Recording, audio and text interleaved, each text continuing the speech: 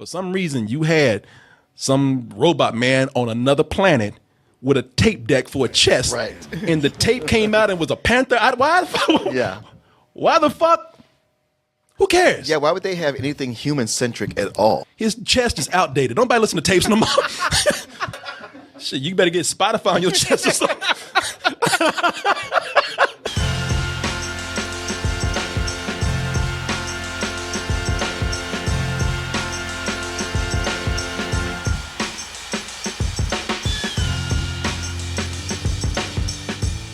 Right now, we're going to go ahead and talk about that Bumblebee, Martin. You know, it's a, you like that? Wish I could have seen it. Yeah, I mean, somebody told me not to come. Man, yeah, Regal Cinemas. Martin, I tried to tell him, man. He's a friend of mine. Can he come in?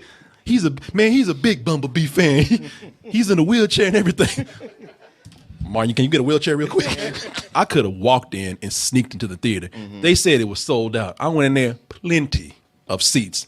I'm talking about plenty. Front row, like those two front rows, which are not even that bad anymore. Yeah. Wasn't even anybody in there, man. So Martin, I have to just tell you about the movie. Okay. All alone, Martin. All right. And Martin is You know how much I love the Transformer that anybody only really cared about. Bumblebee. That was Optimus Prime. Fuck him. He ain't, you know. I'm just doing that to make Carlos mad. Now look at me. Hey, man, that's my boy. No, Optimus Prime he's got that name for a reason, Optimus Prime. But everybody said, you know something? That other boy don't get the attention he deserves, the gratitude he deserves. Because the one who's really putting in the groundwork for everything is Bumblebee. Optimus Prime just sit back. Optimus Prime do all the cool shit, beating people's asses, kicking ass is what he does. Riding dinosaurs, Martin, all that cool shit. but when he needs somebody, hey, go look over there and see if we can camp out. You know, go scout the area. Scout, yeah. Go see if that place is good. Go reconnoiter. You know, another Bumblebee, go Starbucks, give me some coffee, man. Come back. No, you can fight when the time is right, but go get lunch real quick. You're a car, you can go to the drive-thru. Yeah. I'm a truck, so it's not so easy. Yeah. You understand. Yeah. Go get sandwiches for everybody. You good. People don't give Bumblebee the attention he deserves, man. So now this is his story about how when he does come to Earth, scouting out everything. But when he gets here, runs into a little bit of trouble, hits his head, can't remember anything. And then all of a sudden, these fearsome creatures called humans come out. And they are not nice at all. The only one that treats him good is a girl played by Haley Steinfeld. I forgot her name in the movie, but Haley Steinfeld plays the one that... Dutch? No, it is not. No. She killed a mechanic and stole it from Hey, stay for the stinger. But nah, man, she befriends him and shows not all humans are bad. And not only that, but she says, we're going to be friends, but not only that, I'm going to protect you from all those bad humans out there. But these other Transformers, these big-ass evil motherfuckers, I don't know what I can do for that. Count on your own. Let's see how that works. I'm sorry, I just watched a Transformer turn into a car for 2 seconds just to turn back into a robot. Martin, no, you watched him turn into a car. He's a plane. Then a helicopter. I think they turned into Capital Metro bus. One of them turned into a little big wheel scooter. And then they turned into a robot. Oh, but that's the thing, man. This girl can protect him against the humans, but what happens when the Decepticons come looking for old Bumblebee? Oh, shit. Oh, shit, Martin. Let's go ahead and take a look. And the thing is, Martin, sure, it's a different director, but Transformers is Transformers, you know, which a lot of people say, yeah, stupid. So let's go ahead and see if having somebody else behind the camera actually makes a difference. With Bumblebee, we'll watch this trailer, then I'll be back with my review.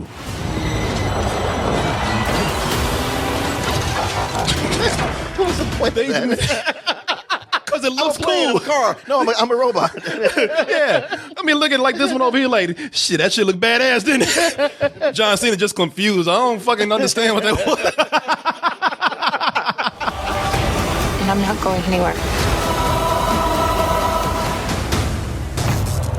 God, I'm so screwed. Man, I love this movie. Yeah. Back when it was called The Iron Giant. Yeah, you know what, Martin? And before that, it was called E.T. Yeah. I looked at this and I said, damn, this actually made me miss Michael Bay's Transformers, man. What? Well, Martin, I can't talk no shit if they ain't got no racially insensitive Negro bots. If they ain't got no stupid plots. If the camera's not up some girl's ass, you know. I can't talk no shit if Merlin's just walking out of nowhere. Yeah, in the middle of a robot movie. The reviews wrote themselves.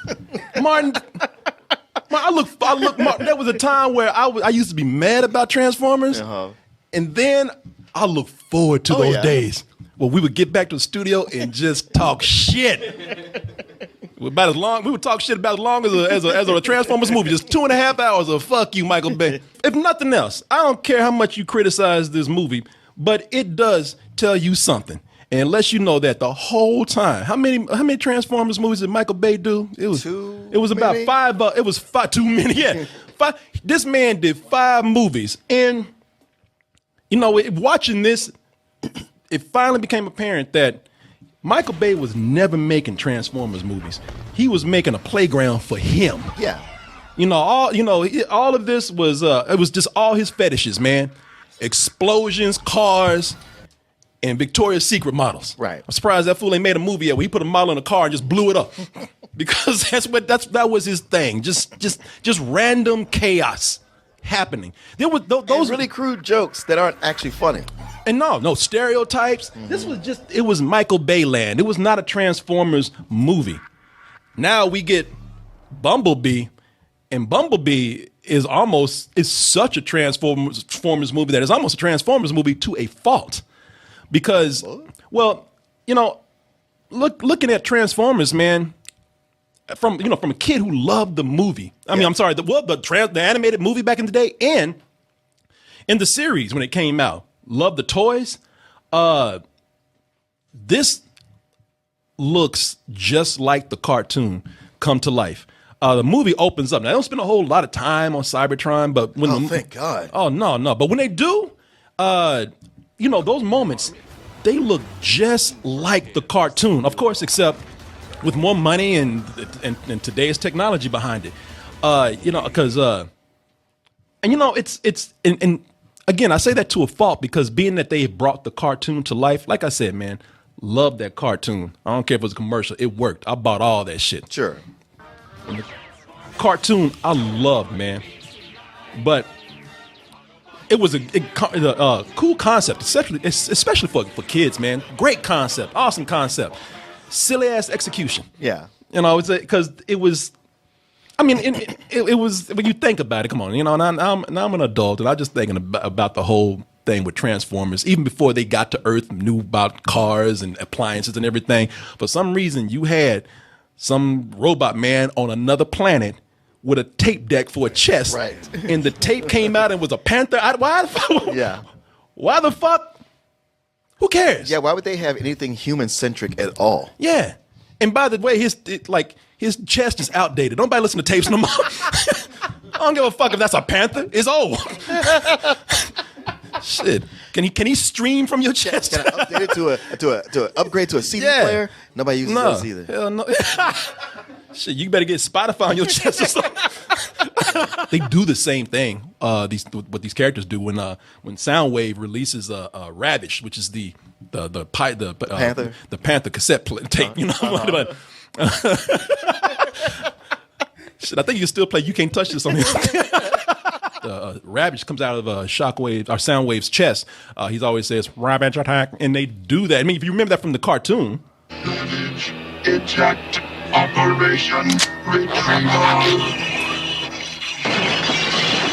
No, fuck. Kid in a wheelchair. That is some petty shit, man. They said, you know what? We know it's silly, and we know kids love it. Mm-hmm. And what you gonna do? And like I said, well, I believe that there is a cool science fiction story there if they chose to do it. Nobody's chosen to do it because nobody takes it seriously because it's based on toys. Understandable. I still think that there's a way to write this story where it is a badass science fiction story. And that's fine if they don't. So, but what they've chosen to do is they just said, hey, we're just going to take it back to what made it popular in the first place. Mm-hmm. Just silly fun. A lot of people are saying that, wow, appropriate that it's set in 1987, appropriate that it feels like a movie from the 80s because it has a very Spielberg feel to it. with Spielberg still being the producer on this, because people are saying, you know, it's like E.T. Yeah. And somewhere Spielberg is saying, bitch, it is E.T. Shit. Like, fuck you.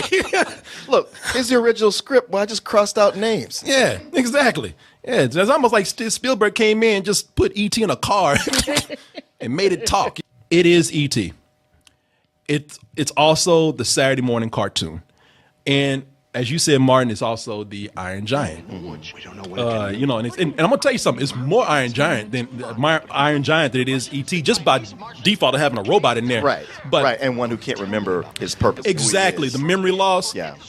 There's a point where they messing with him, and He says like, "Oh, you want to dance, huh?" Yeah, they mess with him. Like, y'all better quit fucking with me. You know, it's like you look at it too, like, why y'all pissing off this obviously powerful alien robot? But there are moments that are taken right out of Iron Giant, and that's not a bad thing, because as you said, that's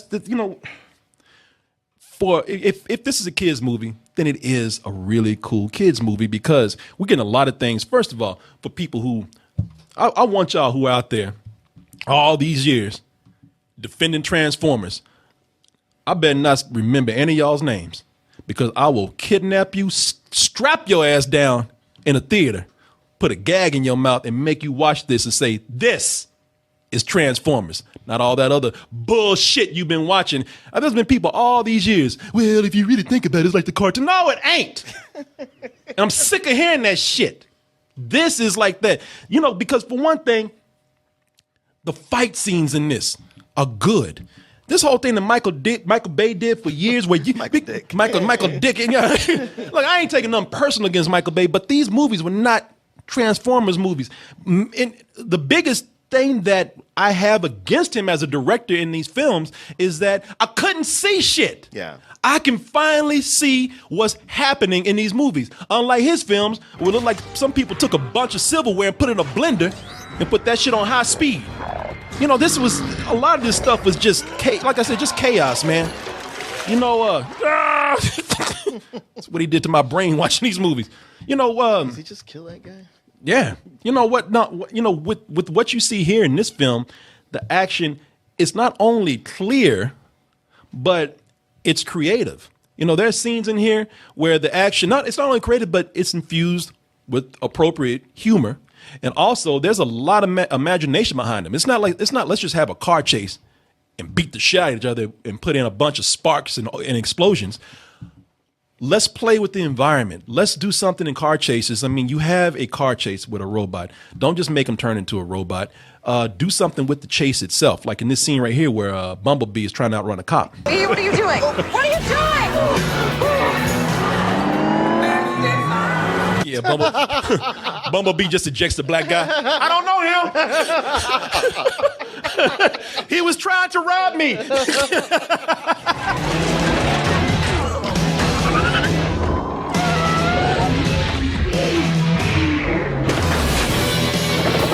That was insane.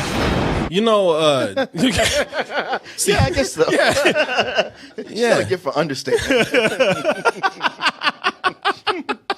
It'd be funny if a hand came out the back of the trunk and the cop the finger. Fuck you. It's not that they go too far away from the designs that you saw in the Michael Bay film, but even the facial expressions are a little more clear. Yeah. You know, a little more expressive. And I would say that is thanks to the director, Travis Scott. Travis Scott over Leica Studios, or Leica Studios, who is an animator himself. He's an animation director. You've seen his films. I mean, the latest one that came out was from his studio. That was Kubo. Kubo and the Two Strings. Kubo and the Two Strings, which he was a stop motion animator. Being that he's working with stop motion, even more than working with things, animation with like CG, which I know you're putting these things in a lot of times in real environments. Mm-hmm. Working with 3D models, I think, gives you a better grasp of how to work with things in the real world. I think at one time he was talking about doing the soundtrack for this. You might remember him, Chili T. Oh, that's right. He was going to rap for the album or the movie. And then people said, we already got one Vanilla Ice. We don't need 2 scoops of this. Haley Steinfeld good. She's good in the movie, man. I like her character. Charlie is her character's name. I like her. The only thing I would say about her is that she's just sometimes a little bit bratty. You know, she's the girl that lost her father, and she's always the girl who lost her father. I know, and now she's just lashing out the world. She's that girl from Edge of 17. The Edge of 17. Kill myself. Yeah. I was writing my own suicide note. I have 32 fleeting minutes of happiness during lunch, which has been eaten up by the same badly dressed student. And she died right after that. No, I didn't mean to have the audio even on for that, but I'm glad it was on because she is playing the same character. Now that I think about it, she's playing the same character from The Edge of 17, the outcast, the badly dressed girl, kind of a tomboy in a way. Okay, I couldn't tell that from the clips from the rest of the trailer. No, and you know, and it's not that she's unlikable. But, you know, it's just mom and dad ain't doing shit. When I say dad, I'm talking about stepdad, or mom's boyfriend, not even stepdad. But, you know, she's just one of those people who's like, fucking Ron is here. You're not my real dad. And you're like, shut the fuck up. If you look at the credits for the movie, you'll see Dylan O'Brien is in the film. And you're probably like, I see him in the trailers. Well, he's actually the voice of Bumblebee. Oh, okay. I'm not going to tell you everything that happens to him, but early on in the movie, he talks. You get to hear his real voice. Right. And he sounds just like Dylan O'Brien. So he's doing the voice for that. But and it's cool to see Bumblebee, you know, actually being able to talk. You get to see him fight side by side with Optimus Prime. It's actually very cool. The only bad thing is that once he gets to Earth, it just doesn't feel consistent. They force the cuteness on Bumblebee. Because he goes from being this badass soldier to just being kind of stupid. I mean, I don't know what other way to. He gets a knock on his head, right? He's got amnesia. Man, look, he gets a knock on the head, but that don't make you just dumb. I mean, I feel like it could. No, Martin, you know, head injuries and all. You know, you get knocked on the head. It's like, I don't know who I am, and then somebody starts some shit with you. You beat the fuck out of me, like, I don't know how I did that. I'm sorry. you don't. But that's not him. He just, man, he just simple. All right, that motherfucker put the bumble in Bumblebee, okay? Because that's all he does. Like, he's just a big dumb dog that don't know how destructive he is. Like the shit when he's like in the room tearing up stuff. You know, and it gets worse than that. Like Felix. Yeah. Felix, you heard him. He said that, not me. And Felix can transform into a car. I'll drive you. Get on Felix's back. He just runs you away. That's how y'all got back and forth to Waco. Yeah. Nah, man, this is this is a scene where he just in a house, just tearing shit up. And I'm like, I know you big. I know the house is small, but you ain't, you know, this is like Jerry Lewis level of stupid, you know, where it's kind of crazy physical comedy. It's not his planet, man. What's that? It's not his planet. But he got eyes. All right.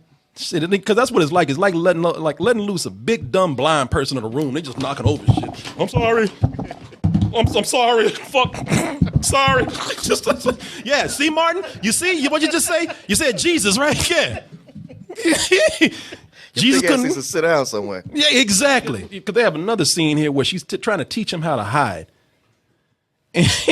and when she tells him how to do that, I mean, you know, come on. It's like, okay, you got, how hard did you get hit on your head? Because I know you ain't that stupid. You see anyone besides me, what do? Oh, shoot! Somebody's there! Hide behind! It's like, God damn, you were dumb. She's like, yeah, he dead. You know, but the reason why they do that is because they need for Bumblebee to be a pet. Because if you look at it, like that's what he turns into. He turns into a puppy. Yeah. He turns it because if you, I mean, and that's why I say it kind of goes against what it felt like before, at least for me. You know, before he was like this warrior. Yeah. And now he's reduced to being just a puppy. You can even see the way that it's animated, the way his ears go back. Yeah. And on top of that, it's not even like he's just a puppy. Like he's a big old scared puppy. Like when the first time he gets down to Earth and Haley Steinfeld, Charlie, when she walks out, he sees her and he's like, don't hurt me, please, don't hurt me. And I'm just like, if you don't get your bitch ass up and do your job, big ass. I'm sorry. He's gone through a lot, man. I don't give a fuck. Get up. Be a man. 80s nostalgia runs deep through the movie, of course. I like that they play a lot of cool songs in here. That's everybody's excuse now to have a soundtrack. It's like, hey, we'll set it in the 80s or the 90s or the 70s. It is, but what they do here is like they play a lot of songs that don't get played in a lot of movies. They they play a lot of the songs from the Smiths. Okay. You don't hear that. I mean, you might hear that one you're right. song from the Smith that they played, like "How Soon Is Now," if you know the band. But they don't play that. They play a couple of other Smith songs, some other not overplayed '80s songs. Some perfect Outcast loner music. Yeah, exactly. That's what it is. She's kind of she's an emo kid, you know. So she's listening to all that emo music from back in the day. It's the only thing is it's just one song after another. Sometimes they lay it on kind of thick, just with letting you know that we have a cool soundtrack, and it is cool. Jukebox. Yeah, exactly. But sometimes it just some of the nostalgia that they show just brings a smile to your face. Martin, I'm telling you, you cannot look at a box of Mr. T cereal without smiling. That's true. You can look at you laughing right now. Mr. T, little T's and milk, man. Does she eat Mr. T cereal? She's eating Mr. T cereal. And it's at the table, and it just brought joy to me because I remember. Do you remember the commercial? Yeah. With that dude singing his ass off about Mr. T cereal. Little T's and milk with a touch of brown sugar. It's like, what kind of, how much sugar have you had today? Getting on the team that knows how cool breakfast can be. You get a crispy corn taste with a touch of brown sugar. Teaming up with Mr. T. It's cool. I like Boy, he was into it. He was into it. It's cool. I like y'all couldn't come up with a better catchphrase than that. Touch of brown sugar. That dude. I can listen to that all day. That man had about 10 bowls of Mr. T cereal before he sang the song. He was high on sugar with a touch of brown sugar. Knows how cool breakfast can be. You get a crispy corn taste with a touch of brown sugar. Teaming up with Mr. T. It's cool. Hey, it's good. It's all right. Try it. It's not bad. Damn. Mr. T would come out, he would give speeches. Yeah. he would go on talk shows and talk shit to the host. I'm gonna tell you something, David. You keep up that nonsense, that jibber jabber, I'm gonna hurt you. I'm gonna beat your ass, David. You hear me? You understand? Now quit it, David. But now with this cereal that he's selling, it's cool. Well, they can't threaten the kids. Eat my cereal, kids. I'm gonna beat the fuck out of you. Stay in drugs. Get off school. Yeah. Eat my cereal. Come to your house and choke your mama out. Hey, woman. Yeah. Hey, woman. Your boy eat my cereal. Billy, why you eating so fast? Mr. T said he gonna kill you. Oh, we're Mr. T to be my daddy. Hey, woman. Want real cereal? Come on to my house for breakfast. Give me real cereal. That's enough. It has some of the same bad writing of movies from that time too.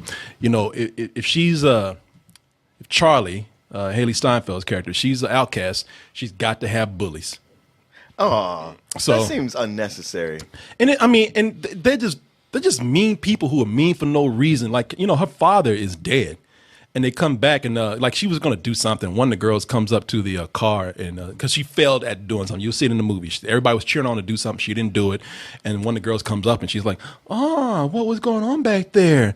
You couldn't do it? Well, you know what? Maybe you can get your father to come out and show you." Oops.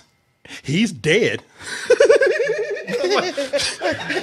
Oh, is it Morris Day? Fuck yeah. Yeah. It got that. Yeah. It got How's the that family? Yeah.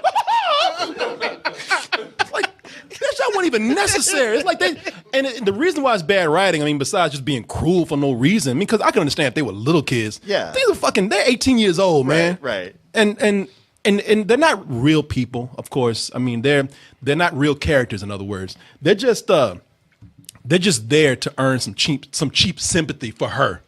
You know what I'm saying? Yeah. It's not, it's a shortcut to making you feel bad for her. It's a shortcut to making you feel like an outcast, or making her feel like an outcast, Sure. so you can make the relationship stronger. John Cena, of course, he plays just what you think he would play. He plays like with Well, you always got to have a Mark Wahlberg type in here. Well, you also have to always have that military guy, that asshole military guy. You know, he needs to be the villain. John Cena, I mean, that's all he's there for, is just to be the villainous military guy. Although he does have some great lines in there. I mean, there's a line everybody was laughing at because he was just kind of like, he's telling everybody like, y'all want to trust these robots? And be like, yeah, we need to study them and they're helping us. And he's like, Decepticons. Did that name not just make anybody a little worried? You know, y'all cool with that? You know?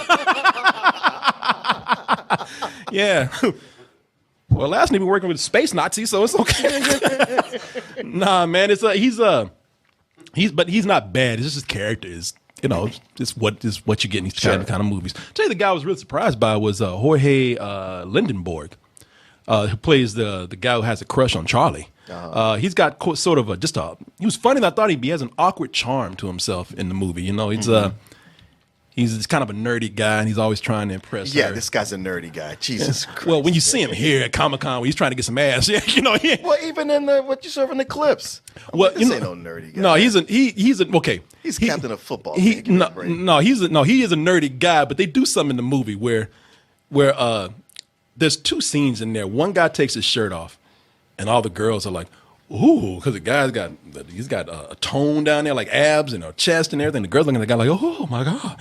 And then there's a scene later in the movie where this guy takes his shirt off, and he's like, oh, don't look at me, oh God. And they played up for laughs. I'm like, he's got the same fucking body as that other guy. Yeah. I mean, the guy's hot, man. Yeah, exactly. You know, all they did was just make his hair nappy in the movie. That's all. Yeah, he's a Hollywood nerdy guy. Yeah. Somebody got to pick and comb his afro out and like, look, you're a nerd now. I'm going, no, I'm just black, man. What are you doing? Look, it's a flawed film, but it's fun.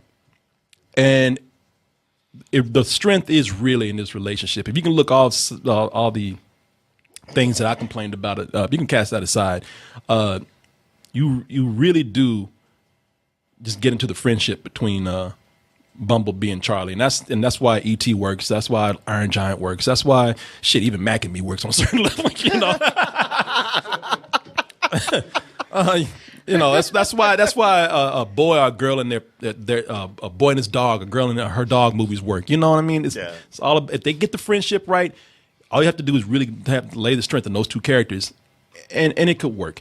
And you're right, Martin. Taking it back to making this a kids' film, that was a good idea. I hope that this, it's flawed, but I hope that this makes money so they can just reboot this whole thing.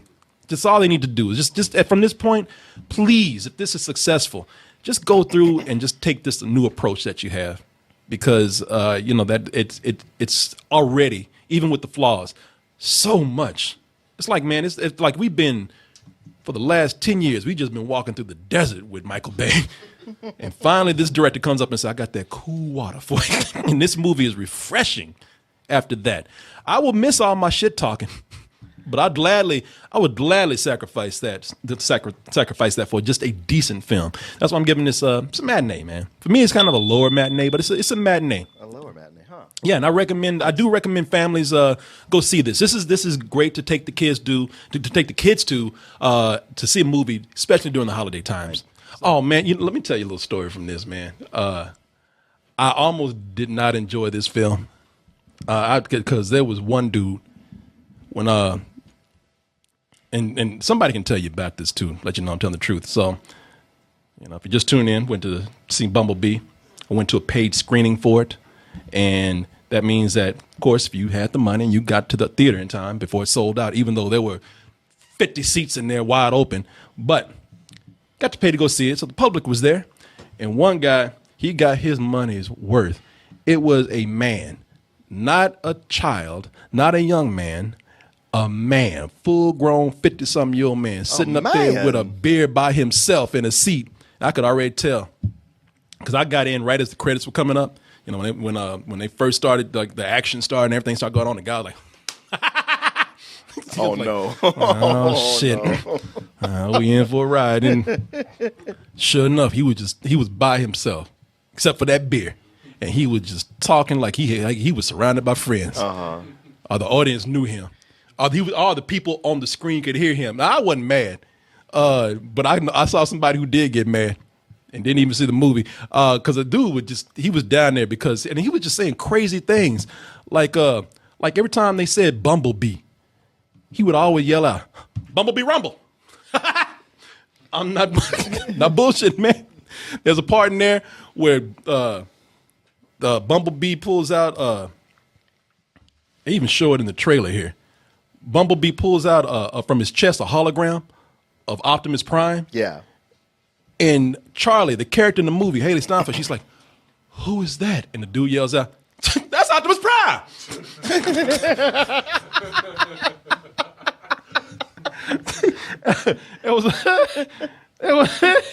There was a part where they're playing, this is 80s, so they're playing Never Gonna Give You Up, and Bumblebee doesn't like it. He just ejects it from his tape deck. And the guy like, "You don't like Rick Astley?"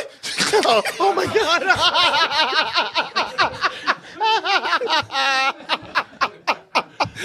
You should have walked him over to see Wreck-It Ralph.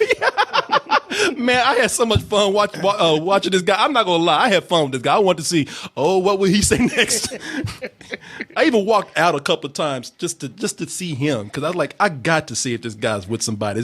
Is there like a midget or a kid that I don't see over there? And I walked by and that guy was just sitting up there with the biggest grin on his face, holding that beer. And I can tell you, I'm telling the truth because sitting behind him was Mark Savlov, the critic. Yeah. And he didn't make it 15 minutes. Oh, he got been left. He just get that dude, the first Bumblebee Rumble. Mark's out like, "Fuck this." and I watched. I watched to see when is he coming back? And he never returned. Oh no. And there was no way for him to come around on the other side. It was just that one exit and that one entrance. And you don't think he was sitting behind you somewhere? No. There was only one exit and one entrance. Oh, damn. And he did not return. Damn. No, I mean unless that fool came into the air duct or something. I did not see his ass. Came down Tom Cruise style. That guy was having a good time. Bumblebee Rumble. And I said, "Yeah, Bumblebee Rumble, man." Yeah. I said, he's got something going on. Yeah. There's somewhere at a mental institution. There's a window open with bed sheets tied together. There's a janitor knocked out the closet without his uniform on. Yeah. Shit, this bed got pillows in it to look like a human being in there. That dude escaped from somewhere to watch this movie. Bumblebee Rumble.